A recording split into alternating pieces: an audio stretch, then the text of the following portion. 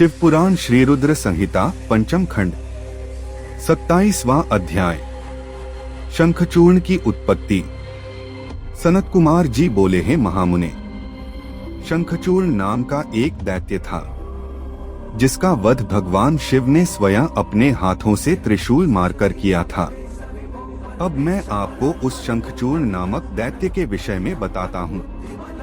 हे मुने, आप यह जानते ही हैं कि विधाता के पुत्र मरीचि हुए हैं और उनके पुत्र महर्षि कश्यप हुए। मरीचि के पुत्र कश्यप मुनि बहुत ही धार्मिक प्रवृत्ति के संत थे। वे बड़े ही धर्मात्मा थे और इस सृष्टि की रचना करने वाले ब्रह्मा जी की हर आज्ञा को शिरोधार्य मानकर उसका पालन किया करते थे। प्रजापति दक्ष ने उनके व्यवहार और गुणों से प्रसन्न होकर अपनी 13 कन्याओं का विवाह महर्षि कश्यप से कर दिया था। इन्हीं की संतानों से यह पूरा संसार भर गया। कश्यप मुनि की 13 पत्नियों में से एक पत्नी का नाम दनु था। दनु रूपवती गुणवती होने के साथ साथ परम सौभाग्यवती थी। वह एक अत्यंत शांत साध्वी भी थी। उन्हीं दनु के अनेकों पुत्र हुए। उनका विप्रचित नाम का पुत्र बहुत ही बलशाली और पराक्रमी था। उसका भी दंभ नाम का एक पुत्र हुआ। दंभ भी अपने पिता की तरह धार्मिक विचारों को मानने वाला था। दंभ भगवान विष्णु का अनन्य भक्त था। इतना धार्मिक होने के पश्चात भी उसके कोई संतान नहीं हुई। तब वह बड़ा निराश हो गया और उसने शुक्राचार्य को अपना गुरु बनाया। उसने उनसे कृष्ण मंत्र ग्रहण किया। तत्पश्चात दंभ पुष्कर नामक तीर्थ में चला गया और वहां 1 लाख वर्ष तक कठोर तपस्या करता रहा। उसकी इस कठोर तपस्या को देखकर सभी देवता ब्रह्मा जी को अपने साथ लेकर भगवान विष्णु के पास गए।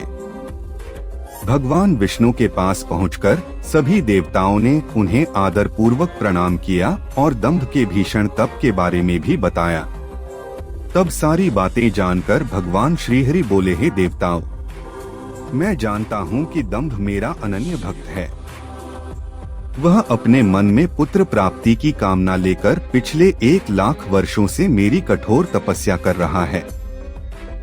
मैं अवश्य ही अपने प्रिय भक्त दंभ की इच्छा पूर्ति करूंगा। आप निश्चिंत होकर अपने स्थान पर चले जाइए। भगवान श्रीहरि के इन वचनों को सुनकर ब्रह्मा जी और देवराज इंद्र तथा सभी देवता उन्हें प्रणाम करके अपने अपने लोकों को चले गए। तब भगवान विष्णु भी अपने भक्त दंभ को उसकी तपस्या का फल देने के लिए पुष्कर गए। वहां उन्हें अपने सामने पाकर दंभ बहुत प्रसन्न हुआ और उनके चरणों में लेटकर उन्हें प्रणाम कर उनकी स्तुति करने लगा। तब श्री विष्णु बोले, हे दंभ, मैं तुम्हारी इस कठोर तपस्या से बहुत प्रसन्न हूँ। तुम अपना अभीष्ट वर मांग सकते हो।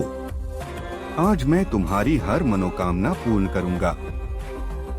भगवान विष्णु के ये वचन सुनकर दंभ हाथ जोड़कर बोला, हे देव, यदि आप मुझ पर प्रसन्न हैं तो मुझे अपने जैसा वीर और पराक्रमी पुत्र प्रदान कीजिए।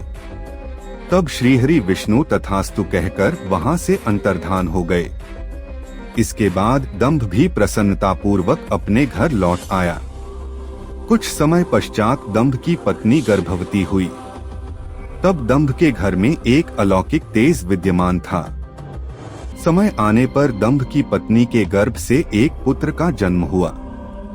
मुनियों ने उसका नामकरण संस्कार करके उसका नाम शंखचूड़ रखा।